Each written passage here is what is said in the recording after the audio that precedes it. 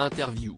Ce samedi 26 août 2023, Sandrine Quétier sera exceptionnellement de retour dans 50 Minutes Inside, pour le dernier numéro de Nikos Aliagas aux commandes du magazine de TF1.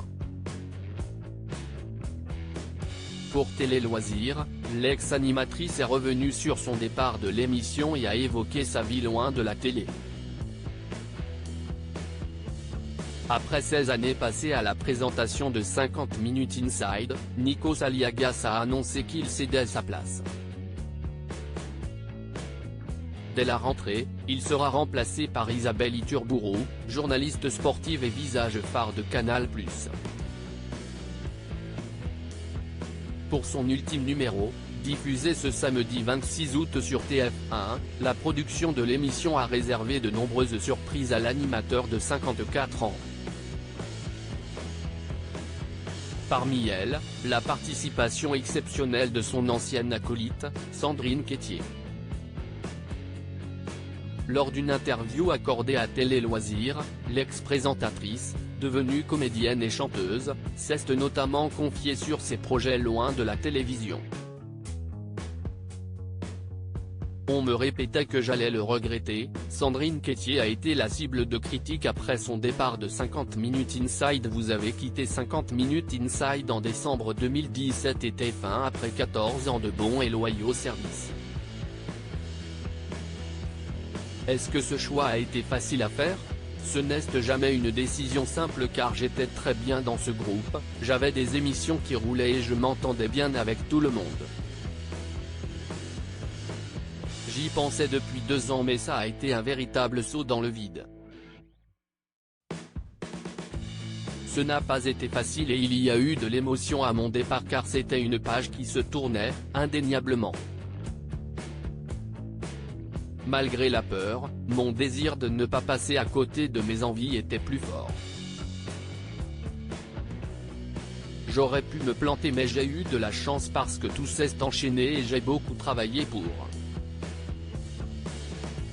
Je n'ai donc aucun regret. Avez-vous essuyé des critiques au moment de votre départ? Bien sûr et encore aujourd'hui mais je savais que ça se passerait comme ça.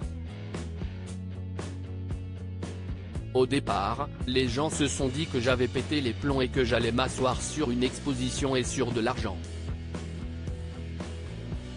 Certaines m'ont demandé ce qui me prenait et si j'avais été influencé.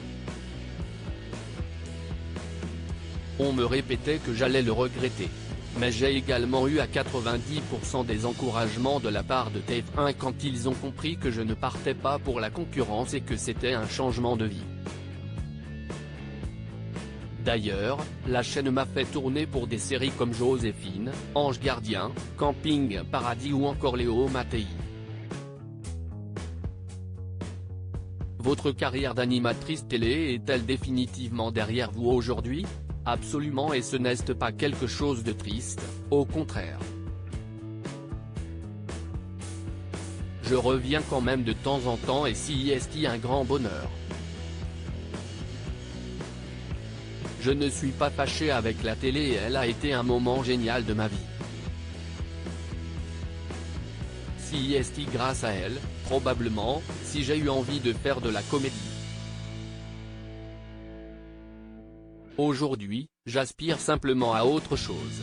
Il y a 15 ans, il m'en parlait déjà, Nikos Aliagas, véritable soutien pour Sandrine Quétier au moment de sa reconversion depuis votre départ de TF1, vous avez joué dans plusieurs fictions à la télé. La comédie est un domaine que vous connaissiez déjà avant de devenir animatrice. Oui mais de manière un peu détournée. Avant de faire de la télé, j'avais tourné dans pas mal de publicités et dans la sitcom Jamais 200 Toits. Cette série n'est pas un monument de la fiction, je l'avoue. Elle rit, au moment où j'ai accepté la télé, j'avais loupé un casting pour La Dilettante, un film de Pascal Thomas sorti en 1998. À l'époque, j'étais en callback, être rappelé lors d'un casting, note de la rédaction, face à Barbara Schultz qui a finalement eu le rôle. CST à ce moment-là où je suis tombé sur la petite annonce de France 3 qui cherchait une animatrice. La vie m'a donc orienté ailleurs, mais j'ai toujours eu la comédie au fond de moi. Et puis le théâtre est récemment arrivé et ça a été une révélation.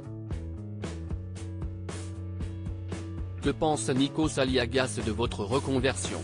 Il y a 15 ans, il me parlait déjà et me répétait « Toi, tu es comédienne, tu es chanteuse. »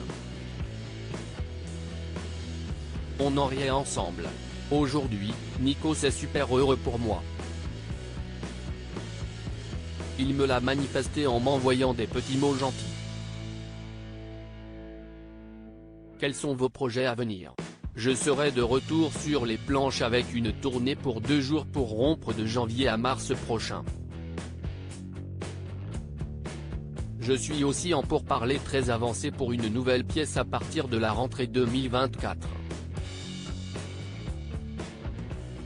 Côté télé, j'ai tourné en début de l'été pour Simon Coleman, mais je ne sais pas encore quand sera diffusé l'épisode sur France 3.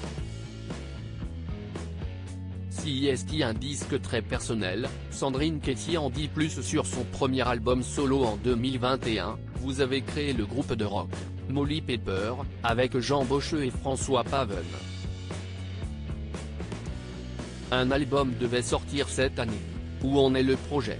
Le groupe existe toujours mais n'est plus aussi productif qu'avant car le label ZRP m'a proposé de réaliser mon premier album solo. Il est enregistré et terminé. Un single va débarquer d'ici décembre et l'opus sortir début 2024. Ça reste rock comme avec mon groupe mais l'album va s'ouvrir sur plus de variantes de ce genre. Il y aura des morceaux atmosphériques et d'autres plus pop-rock. Les textes tournent beaucoup autour du changement de vie ou encore des rêves d'enfance. J'ai participé à l'écriture et à la composition de la moitié des titres. CST, un disque très personnel. Avez-vous encore des rêves professionnels inassouvis? J'aimerais écrire une pièce de théâtre qui mêlerait comédie et musique sans que ce soit pour autant une comédie musicale, mais plutôt un format hybride.